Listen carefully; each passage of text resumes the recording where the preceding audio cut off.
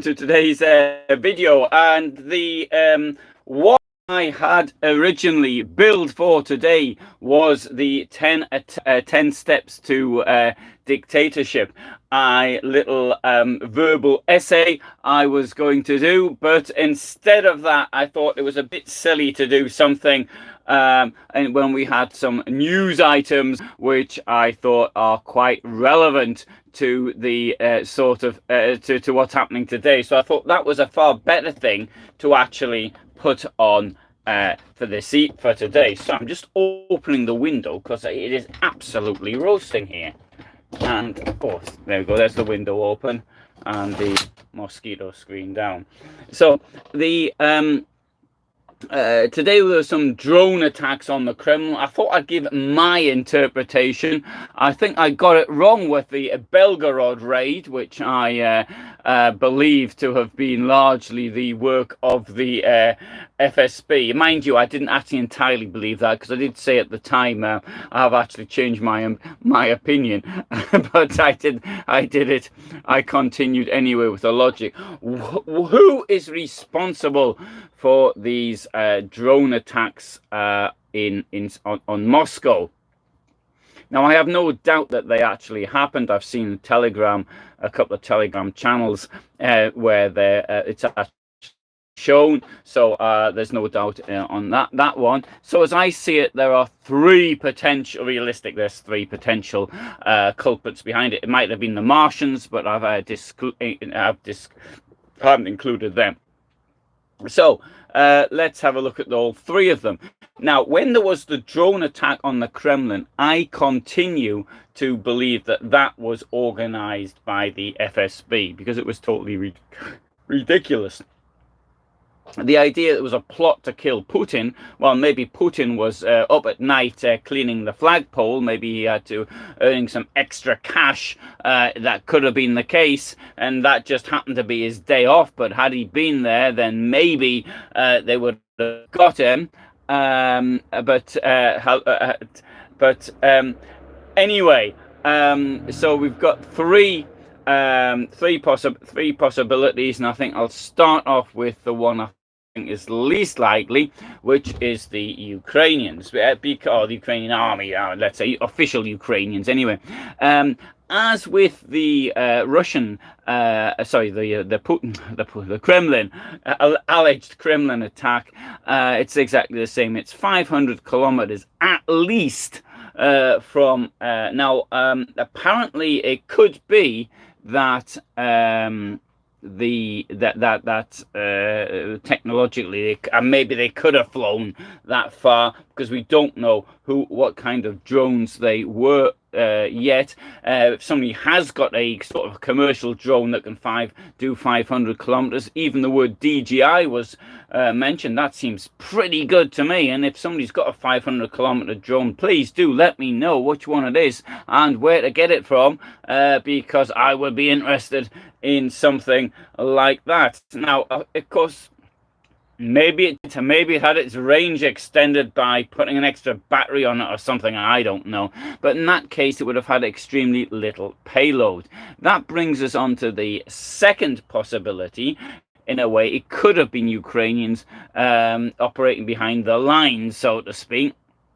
And of that, I've got absolutely no doubt there would be lots of Ukrainian special forces. The border itself, now I'm not suggesting you can sort of nip through the front in the Kelly's Heroes sort of way, but there is a huge border with Belarus, which is in places it's just forest, and Odessa it's now mined, but I suspect it's pretty porous. Now, unlike the other borders with the former Soviet Union, which were where there were very strong means of stopping people getting out, of the Soviet Union, there was no border between Belarus and Ukraine. In fact, I doubt that people could even tell 40 years ago in which part of the Soviet Union they were.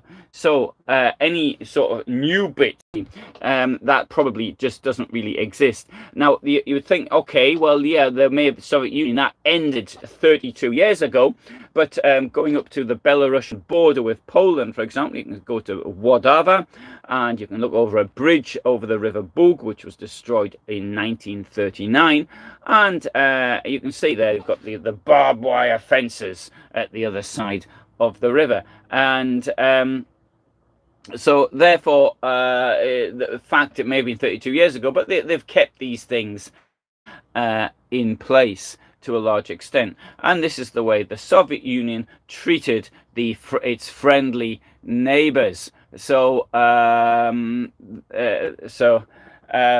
there you go.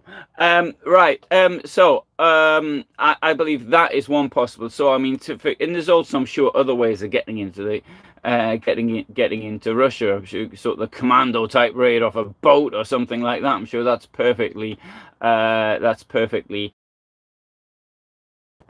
possible. So so it could have been Ukraine. Of course, it could have been Russian resistance. Now, Russian resistance seems to take a number of forms. We've got these people called the Russian volunteers, or whatever what's it called, League of St. George, or whatever it is. And so we've got people from the far right wanting to compete for the same space that Putin's operating in, only they don't want an expansionist imperialist ideology. Let's face it, the Russian imperialism has been going on now for 300 years, and unlike the other European powers such as the United Kingdom, France, who sort of gave up imperialism 60 odd years ago, Russia seems to have this idea of continual expansion. These people who are opposed to Putin say this isn't what they want. This brings me on to the third, and I think the most likely source, but with a caveat, and that is that it was the FSB, the Russian security, and they did this as a provocation. It could be a provocation to do something else, because now they say they're going to have to get really nasty. Now, there have been air raids on Kiev, I think, every day now for the last 17 days or something. I was on the phone today to a colleague outside, and he said it was like something from Star Wars, was the words he used, with the way that you could see well, not missiles, could have been missiles, or the drones coming in and then being shot down. And so he said they were watching it last night. He's just outside, so he wasn't actually in the city itself, and so he didn't have to be. Not only that, he's in the countryside, so he probably got a good view of what was going on. For this, Russia, the terrorist state, the neo-Nazi state, that it's perfectly all right to kill others, but if the victims of a crime try and stick up for themselves, then it is a problem. It's a bit like laws work in many countries. This is, if a victim tries to defend themselves from the criminal, then the victim can be found guilty. And this is clearly the way that they think. The reason it may not be the FSB, is because I believe what they would have done was they'd gone for something much bigger that would have made more of an explosion. And let's not forget that in 1999, Putin, as head of the FSB, arranged for the bombing of apartments in a number of cities, so that this could be blamed on Chechen rebels, or potentially Chechens, not even rebels, because they only started defending themselves when the Russian government actually attacked them, and that was the government under Yeltsin. I don't know if Yeltsin had any knowledge of this or not, if it was decided between him and Putin, or Putin just decided to operate off his own back. But they killed a large number of people, and I think that was probably what they would do, is they try and do a false flag with killing lots and lots of people. As far it is the idea, if it was them, then one thing that one must remember is that it could be that they did it to unite the people behind them. So it was just showing, look, we're all in this together. It's a war. It doesn't make any difference if you agree with Putin or not. They're now attacking us. We've got to stick together. This type of blitz type unity could be what they were aiming at. So that could be the that could of course also be the objective.